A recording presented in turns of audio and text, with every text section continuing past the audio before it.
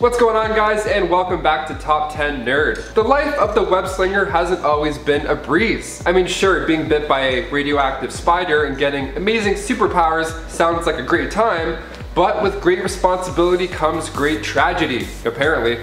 So here to break down some of those not so pleasant moments, I'm Taylor McWatters, and this is the top 10 worst things that have happened to Spider-Man. Spoilers included, of course. Number 10, one less eye. That's right, kicking off the list at number 10, we have a Spider-Man moment that gives me goosebumps every time I see it. We start now with Spider-Man, the Other, Evolve or Die, where we see Spider-Man get his eye ripped out.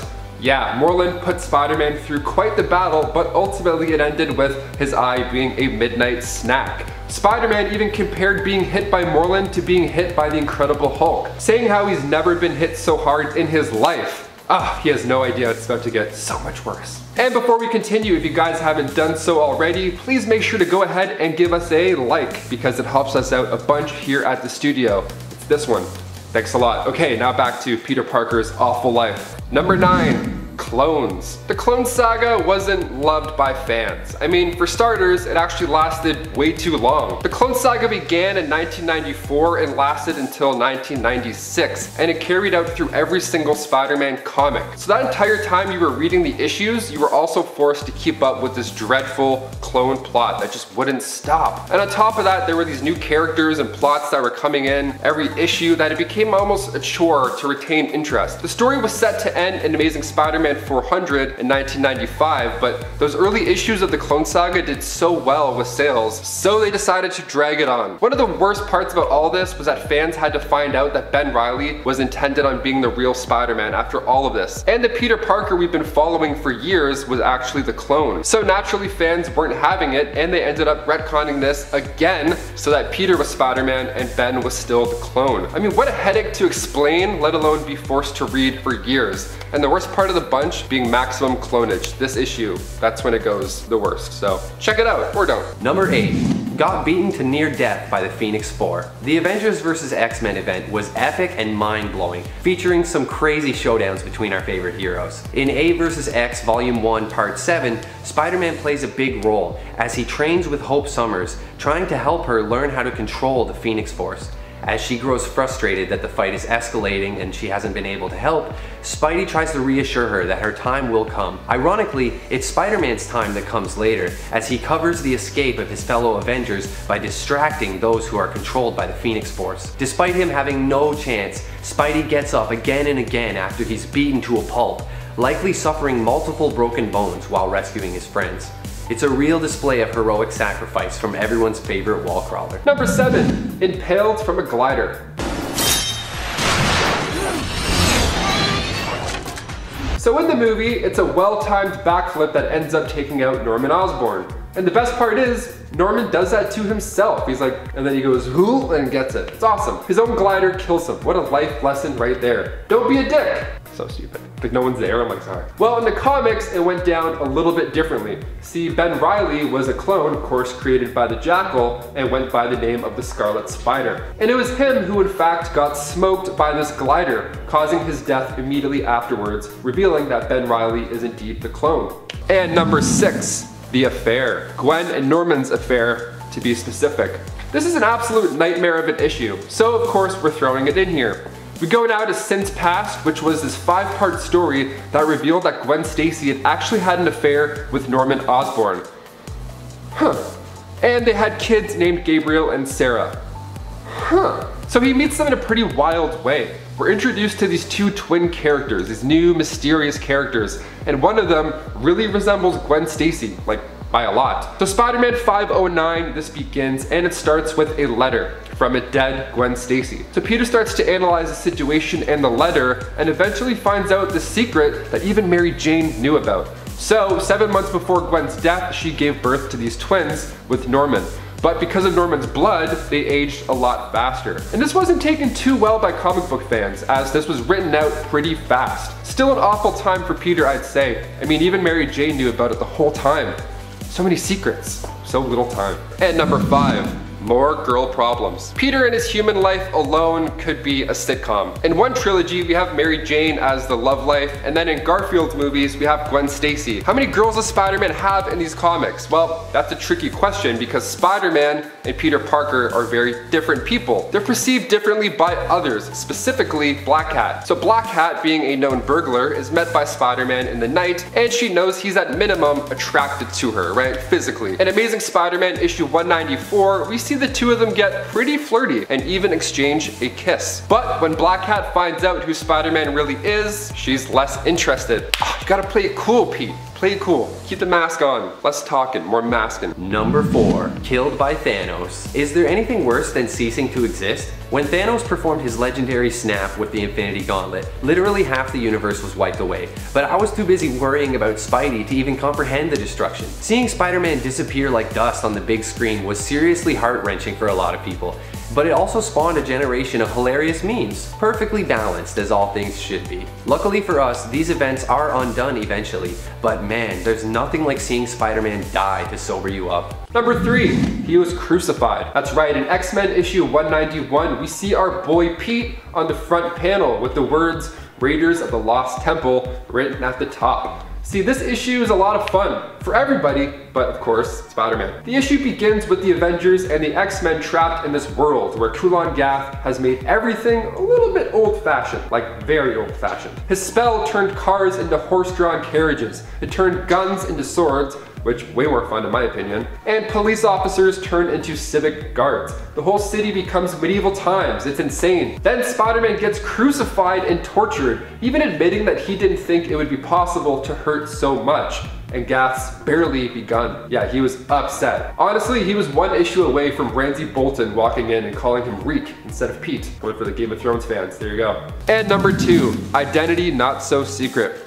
If you stuck around until the very end of Spider-Man Far From Home, you were treated to a pretty sweet teaser.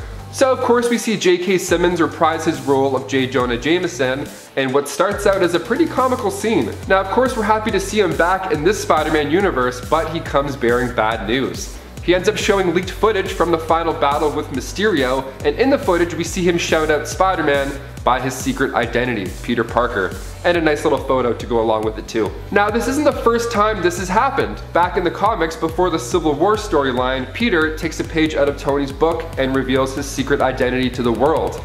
And after that, things go south quite fast, including a hired gun setting his aim on Aunt May. And finally at number 1, he gave MJ cancer. You heard me. In Spider-Man Dark Reign, we learn a lot what Spider-Man's powers can do. The ability to climb walls, amazing. Shoot webs, ha, how fun. But when it comes to reproducing, his DNA might just be too problematic. The story takes place 30 years in the future in an alternate universe, Earth 70237. Peter ends up visiting the grave of MJ and discovers the real reason that she died. The radioactive cells in his sperm ended up giving MJ cancer. Yeah. That's what? Peter had the choice of staying with her when she was dying or attend gunshots outside as Spider-Man. He left her, and when he came back, she had already passed away. Super sad. This made Peter vow to never become Spider-Man again. It's a pretty dark story, and the whole giving MJ cancer thing, I mean, I hope we never have to relive that on the big screen ever. Not even anytime soon, just never in general. That would be great. Number 10. Stopped a train with his body. In the second Spider-Man film starring Tobey Maguire, Spidey goes through some burnout after losing MJ to John Jameson and having his friendship with Harry Osborn fall apart. During this time, he's lost his spider powers and he gets attacked by Doc Ock. After an intense battle, the Mad Doc leaves Spidey to rescue a rogue train heading off of the rails. Pete, having already taken off his mask, puts himself directly in the line of danger and is stretched to the point of nearly breaking in two as he gives everything he's got to stop the train. The effort leaves him battered, bruised, and barely conscious, and in a touching moment, the citizens of New York move him to safety and return his mask, swearing that they won't tell a soul. It's a touching tribute to Spider-Man's sacrifice, and it definitely looks pretty painful. Hey Nerd Squad, if you like these videos and you want to see more, take a second to hit that like button and ring that notification bell. We really appreciate it. Number 9, Aunt May. This time a little bit different, but still the same. So with Miles Morales breaking the internet more and more every day with Spider-Man 3 rumors, and of course the Spider-Man Miles Morales game, it's fair to look back on the saddest part of that first PS4 game. Peter is faced with the ultimate hero scenario. If he uses the antidote to save Aunt May, there won't be enough to save everybody else from the Devil's Breath bioagent. And it's really well done. I mean, many gamers, including myself, definitely shed a tear at this point. My throat got tight. I was like, hey, skip, I don't want to see it. What if we use it to cure someone right now? Then there won't be enough to cure the others. So when the game was being made, interestingly enough, the big ups didn't want them to kill Aunt May at first. But then once they saw the flow of the story and how things were playing out, they simply said, you can kill Aunt May, you've earned it. You earned a pardon. Number 8, Venom. Making its debut in Amazing Spider-Man 299, next up on the list we have the introduction of Venom. Venom is a symbiote from the Clintar race, and after making its way to Earth, it eventually wound up in the hands of course, Spider-Man. So this dark symbiote started to make Spider-Man's life better. I mean, he got a cool haircut, started standing up for himself, and the suit made him stronger. It just felt better. But this didn't last too long because the symbiote found its ideal host shortly after Peter ripped it off, and that being Edward Brock. Eddie had visited Our Lady of Saints Church to beg God for forgiveness before ending his own life. And then this alien symbiote bonded with him mentally and physically. Like I said, at this time Peter was there trying to get rid of the symbiote because it was doing more bad than good in his life. Now because it had originally bonded with Spider-Man, he basically is another Spider-Man, kind of. He gets the same powers Spidey used and also some of the same memories. It's actually why Eddie Brock knows Peter Parker is Spider-Man. Fun little fact. This ended up creating one of Spider-Man's best villains, and we get to see Tom Hardy reprise the role of Venom. And coming up at number 7, Hit by a Train. In Spider-Man Far From Home, we see Peter go toe-to-toe with Mysterio, a villain fans have been begging to see on the big screen for years. And Mysterio does a pretty good job convincing Peter that what he is seeing is real, but what Peter doesn't expect is a real-life train to hit him going really fast. There have actually been conversations online about how this hit should have killed Peter. He got hit by an Ice 3 bullet train, and one Reddit account went so far as to actually do the math on how Peter should have died with the speed and the momentum of the train. Also, that's a lot of effort. Just lie to us. Say he would have been fine. Don't tell us he would have died. Not only does this hit injure Peter, but once he slowly climbs onto the train and collapses, he's taken like almost 2,000 kilometers away to the Netherlands, where Happy has to pick him up in a field of tulips. This was a great part in the movie. I mean, seeing him lose everything and barely obtain the strength to go back and fight Mysterio again, you love to see it, we also hate to see it, you know? Number 6. Turned into a lizard beast and then died. In this universe, it was Gwen Stacy who was bitten and received spider powers, and the experience had a profound impact on Peter Parker. Pete idolized Spider-Woman and was desperate to be like her. So desperate in fact that he experimented on himself in a scene that goes horribly wrong, and he's transformed into a terrible lizard-like creature. He shows up in this form at the Midtown Senior Prom, where he does battle against Gwen. After a serious beatdown, Peter returns to his human form, but he still dies from his injuries. Being dead has probably got to be one of the worst things that's happened to Peter, but it's not as bad as all the suffering that some other versions of Spider-Man go through. Number 5, Rocked. Okay, we've seen Thanos throw a moon at the Avengers. We've seen him snap away half of the Avengers and half of all living creatures, in fact. But hand to hand, the Mad Titan is still brutal. If you look back now on the Infinity Gauntlet event, this was a wild ride. I mean, Wolverine's bones turn into rubber, Cyclops gets smothered by a clear block, Iron Man gets his head cut off. It's violent, it's spicy. And then Spider-Man, we see him get a face full of rock. Yeah, Traxia straight up beats him to death and then finishes him with a rock. That's some like caveman stuff right there. I mean, at least Thanos made the deaths of the other Avengers somewhat quick. I mean, come on guys. I feel like if I had to pick one way to go with Thanos, I would much rather be turned into dust than having a rock here. This is already messed up enough, we don't want that. And number 4, parents are back? Yeah, this one's pretty neat. So right off the cover of this, we see the text, "The most cataclysmic events of Spider-Man's life begins in this issue." And that's probably enough to pull you into the issue. I mean, come on. So we find out that Peter's parents have returned from the dead. So in the Amazing Spider-Man issue 365, we meet them again. Peter comes home and Aunt May's like, hey, I'm here with our new guests. And Peter's like, oh, new guests, those are always fun. Are those my parents? Yes, Peter's parents had returned from the dead. Well, rather they had never died to begin with. Let me explain. So they went on to explain how they were alive and working for Red Skull in secret for years. Only it was later revealed that they were evil androids the whole time. So his robo-parents were actually collecting some intel about Peter to give back to Chameleon. Chameleon created these fake parents for Green Goblin. So many lies. Just a web of lies. Spider-Man, web of lies. Now we get it. Number 3, the death of Spider-Man. When a supervillain escapes, it's not a good time. Usually they're coming back for that person that put them there in the first place. Ultimate Spider-Man's death is absolutely beautiful and super saddening. It's done really well. So after tackling Captain America and literally taking a bullet for him, Peter is left to fight the Green Goblin and a few other bad apples that are out for revenge. And this entire climax happens in Peter's neighborhood, so everybody's watching. Everyone's running around, trying to figure out what's going on, trying to get to safety, and he's limping around, tossing out quips, pulling off fire hydrants, and using Electro's current to like hurt everybody else. It's amazing. This is a plot that I think we'll actually see in the next Spider-Man movie in a way. So with all these villains now knowing Peter's true identity, we could get them all showing up to his house, just bringing the battle to him. Let's just hope it doesn't end the same way, with Peter's heroic demise, that is. Number 2, Ben, the last person alive on Earth. This version of Spider-Man is actually Ben Parker, in an alternate reality where he received spider powers when he accompanied his nephew Peter to a science demonstration and was bitten by a radioactive spider. Ben decided to use his powers to help others, but retired after his nemesis, the Emerald Elf, discovered his identity and killed his wife and Peter. Later on in life, Ben is approached by Ezekiel Sims, who warns him of the imminent arrival of Morlun, devourer of totems, on a mission to destroy all spider-folk.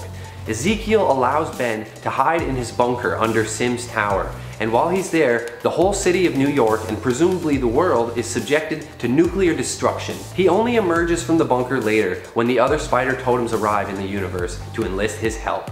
He is reminded by the OG Spider-Man of his own advice about great responsibility, and he suits up one last time to help the Spider Army. It must have been really lonely just sitting around in that bunker though. Damn. Number 1, Let It Ring. Remember that song? It was great. Well, it's so good, man. Apple bottom jeans, boots with the fur. Alrighty, we'll finish off this list with one of my personal favorite moments of the Spider's horrible run with luck, maybe because I'm claustrophobic and this one triggered me.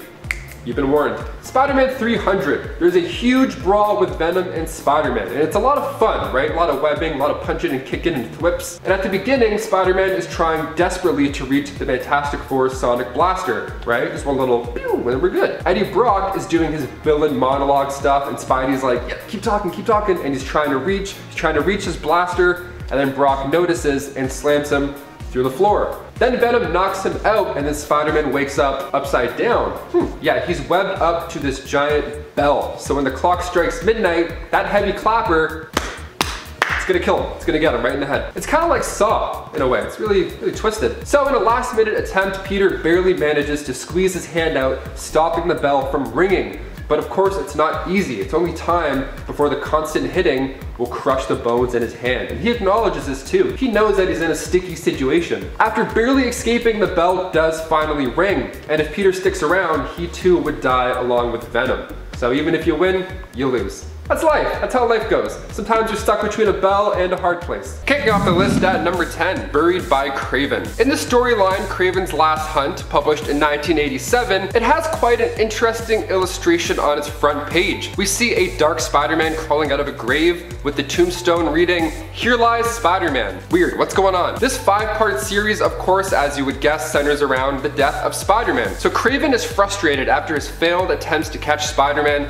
so he comes up with his plan and seemingly shoots him dead. So Craven buries him, and even worse, he takes Spider-Man's suit and takes his place. So now, Craven's roaming New York and brutally attacking criminals, including a group that was assaulting Mary Jane. So then 2 weeks later, Peter wakes up from the effects of the tranquilizer and digs himself out to freedom. Then when Spider-Man confronted Craven, Craven was like, "No way, buddy, I'm the real deal. I'm doing this hero gig now, not you. Get out of town. Beat it, mister." And Craven releases Vermin, which is just a great character. So he attacks Peter thinking he was the same Spider-Man that had given him a beatdown before. So then Peter has to now convince Vermin otherwise. Vermin is actually about to kill Peter until Craven intervenes. Talk about a bad couple of weeks. Yeesh. And before we continue this list, guys, if you haven't already, make sure you toss this video a thumbs up because it really helps us out here at the studio. You guys are the best. Thank you so much. Now back to Spider-Man's horrible life. Number 9, Man Spider. We've all wished at some point or another that we could have Spider-Man's powers.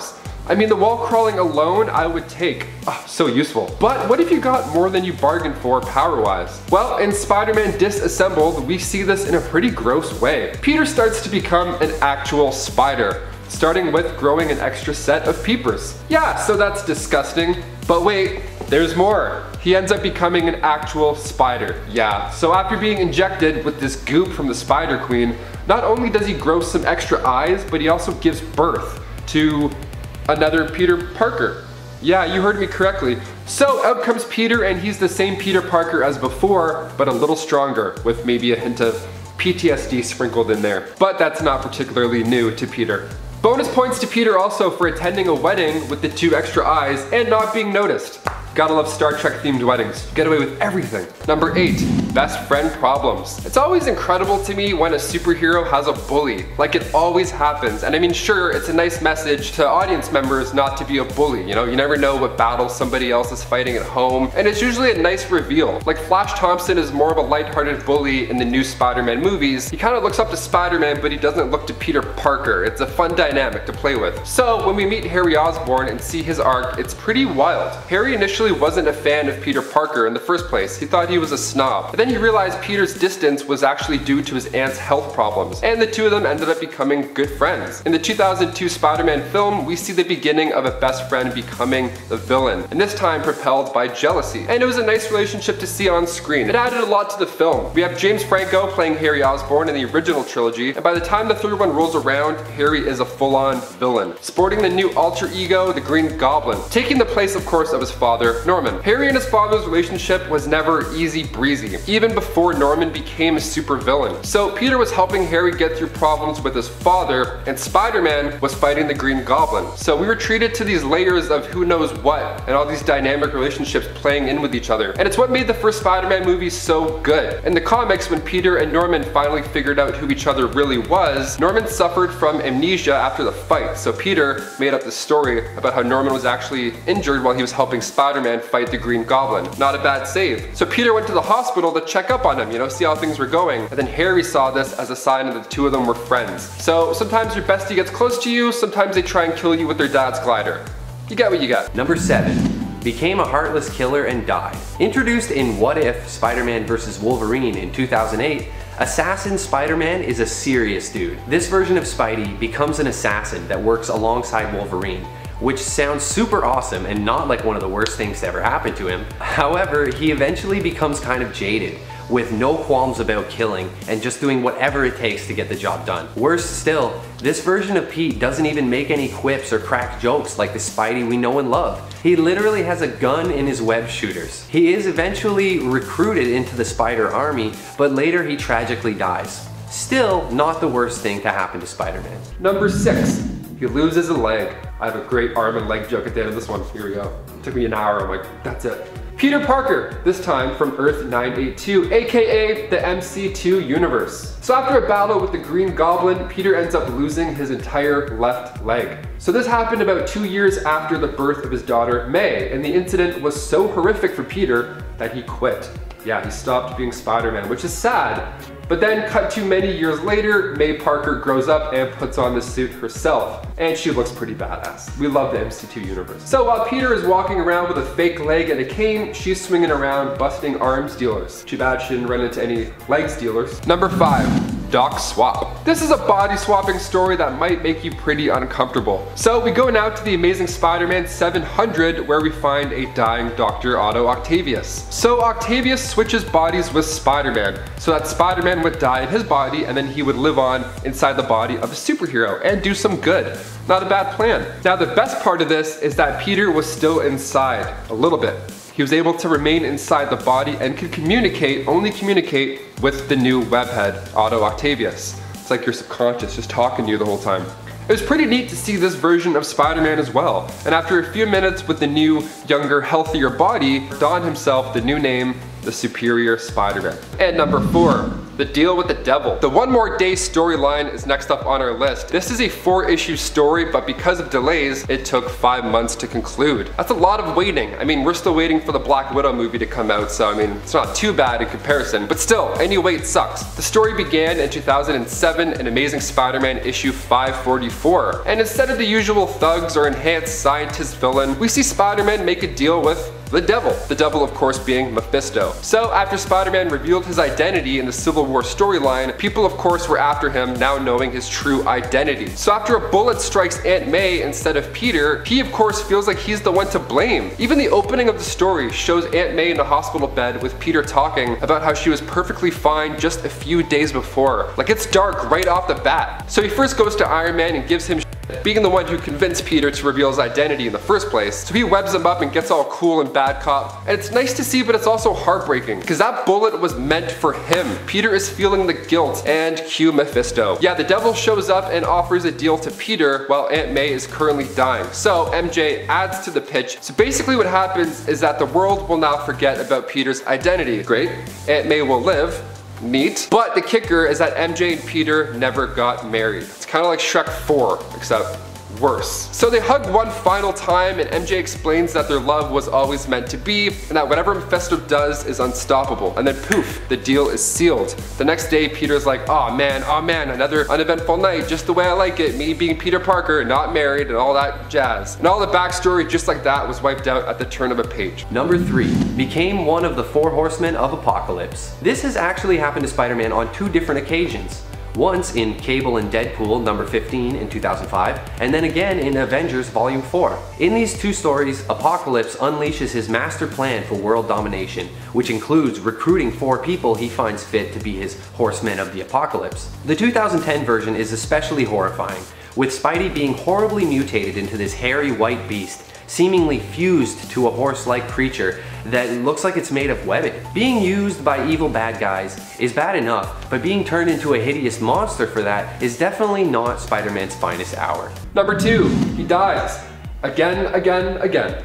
Sometimes dying is just the way to go, especially if it's loud and heroic. Maybe you're like on your knees, you're yelling, you're ripping your shirt off or something cool, some kind of Dwayne "The Rock" Johnson way. You gotta do what you gotta do, even if that means dying alone with nobody to witness you being a badass. And that's exactly what happens in the story at the hands of Thanos. So once again, Thanos doesn't actually end the Spider's life in this issue. It's his own heroic actions that puts the nail in the coffin. He's going over the mental checklist of things to do. You know, classic Spidey things. Pick up Mary Jane, fill up on web fluid, deliver some mean-ass barbecue sauce to Aunt May's, the usual. And when a couple workers fall off the side of a building, Peter even acknowledges that it's another walk in the park for him. That is until the cooling machine explodes, sending Spider-Man hurling in the air. Now, seconds before his heart stops, he reflects on the fact that he always made jokes in dire times, then simply coming to realization that there are no more jokes.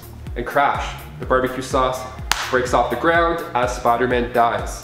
Really sad, a weird barbecue sauce twist, but it actually made it seem more sad, I don't know. But it gets worse. Just wait, there's more bad. Death isn't the end, especially in Thanos' case. He meets Peter Parker and then makes him watch as the mother he tries to save yells in agony over the loss of her child. So not only did Spider-Man get himself killed trying to save the 2, but he didn't even save the kid.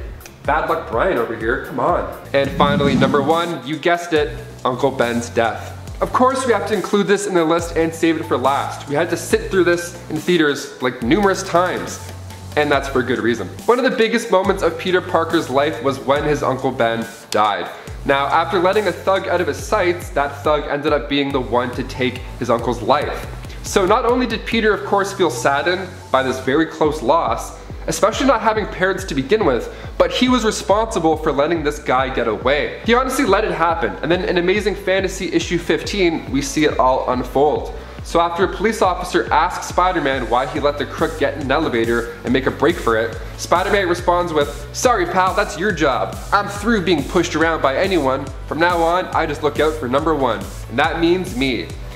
And cut to, bam. Number 10, drugged and tortured. Classic. Those are 2 things you never want to happen to you, in that order either. Age of Ultron was an event that went down in 2013, and I gotta tell you, nothing is worse than waking up and realizing you slept past your alarm. You feel panicked, you feel all hot in your chest, you feel stupid, and you still feel tired. Worst of all, you don't even get any more rest. It's just stress and anxiety all in one ball. But how about sleeping through the end of the world? Yeah, that's right. That's exactly where Peter Parker's story begins in all of this Ultron madness. He wakes up and the world is in ruins. Desperate to help and find answers, he hits the streets, only to be drugged and kidnapped by Ultron's goons. He then waited, badly beaten, to be sold to Ultron. So it's bad, it's getting worse and worse. So after a daring rescue from Hawkeye, the team actually is frustrated with Hawkeye and Peter. Tony walks over to use some tech just to make sure he's all right, but in doing so could potentially compromise their secret location.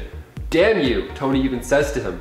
Sad. Imagine if Tony said damn you to you, you'd be like, oh, please. And before we go on to number 9, guys, if you could go ahead and toss us a thumbs up, because it really helps us out here at our studio. You guys are the best. Thank you so much for watching and supporting. Okay, back to some sad Spider-Man times. Number 9, got dragged off to fight in another dimension. This version of Peter Parker has it pretty rough. When he was a boy, his parents died in a car crash, and his Uncle Ben was highly abusive. In his anger, he adopts the name Charlie Parker instead of Peter. He's a problem child, and he spends 2 years in a juvenile detention center. By age 13, he's living on his own and using his abilities to steal from drug dealers. If that's not bad enough, he's later recruited into the Superior Spider Army, picked up by Ashley Barton, and dragged off to fight in an alternate universe where the Earth is irradiated, without so much as an introduction or an explanation. They're just like, let's go, no time to explain. This version of Spidey is pretty grumpy, and it's easy to see why. Regular Pete already has a hard time, but this guy got dealt a seriously crappy hand. Still, having spider powers does seem pretty awesome. Number 8, Bike Messenger. Why, Peter, you're bleeding.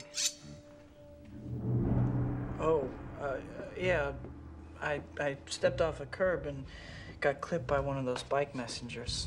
Yeah, for sure, a bike messenger did that to your arm, not razor blades made by the Green Goblin. Yeah, so this dinner scene is anxiety central. Similar energy to when Michael Keaton's Vulture is grilling Peter on the way to the dance. Yeah, that injury is one of many in the Spider-Man trilogy, but it's the location of the injury that gets Peter in the most amounts of trouble. Right on his arm, front and center. It was this moment where Norman Osborn realizes that he's Spider-Man. If only you sat on his left, would have been smooth sailing. Come on, man, you have senses. Your right is my left, you gotta flip it. Number 7, Tony Stark's death. With rumors swirling around about the next Spider-Man movie being one within the multiverse, it's only fair to go back and look at some of the sad themes of Spider-Man Far From Home, with of course being the death of Tony Stark. So right off the bat, we see Peter struggling with the weight of the world, having everybody look at him as the new leading Avenger. With most of our other Avengers off-world, Spider-Man facing Mysterio couldn't have been more grueling. This poor kid even gets slammed by a train at one point. It's easy to say this is a time where Peter could for sure go without. Reconnecting with lost friends, dealing with much older classmates like bad boy Brad, who doesn't make the first year back in school easy for Peter at all. That plus Tony Stark's inventory just being handed off to him, that's a lot of responsibility. The kid's going through a lot of pressure and puberty too. I mean, probably. What a combo. And number 6, extra arms. The Spider or the Man. In Amazing Spider-Man issue 100 back in 1963, the issue begins with Peter Parker wanting to dismiss his abilities. I mean, I'll take them. If you don't want them, just toss them this way. Thanks. So he comes up with a solution and takes a swig. For Gwen, he adds, before downing this mix. And as we could have guessed, it doesn't go well, because it's on this list. So by the last page of the issue, we see Peter as he ends up growing 4 extra arms. Not like this, he says. No, it's happening, buddy. So the next issue focuses on Peter as he tries to get a solution for this new, not so handy problem through Michael Morbius's blood. So with the new Morbius movie with Jared Leto coming out, could we possibly see Tom Holland sport the new 6-arm look? Part of me hopes not, but I mean, anything Tom Holland does is gold, so I'm here for it. Number 5, became a werewolf. This version of Spidey appears in Marvel Zombies Army of Darkness Volume 1. He doesn't really have a large role or anything, but being transformed into a werewolf has got to be a new low for Spidey. In the comic, we see him with big old wolf ears and big hairy arms ripping out of his costume, and it is not lit. Can you imagine Werewolf Spider-Man swinging through the moonlit sky chasing you down to eat you? Yikes. The werewolf webslinger and his fellow superhero werewolves ravage the world and eat Galactus, later chasing after Ashley Williams when he appears in this universe. Number 4, he exploded. Yeah, so we touched on Marvel Zombies in part 2 or 3 or 1. We lose track here, okay? Spider-Man's had a rough go. But in Marvel Zombies Return, we see Spider-Man after he gets transported to another world. Classic.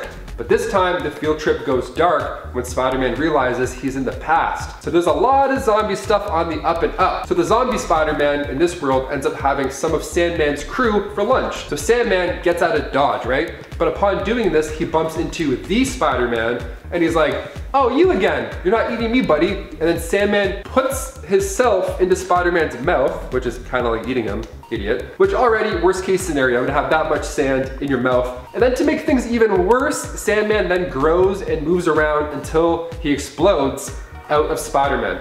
Like a gender reveal balloon. It's like, pah, it's sand. Just kidding, it's sand. Yeah. You made a delicious sandwich. So did you. Very crunchy.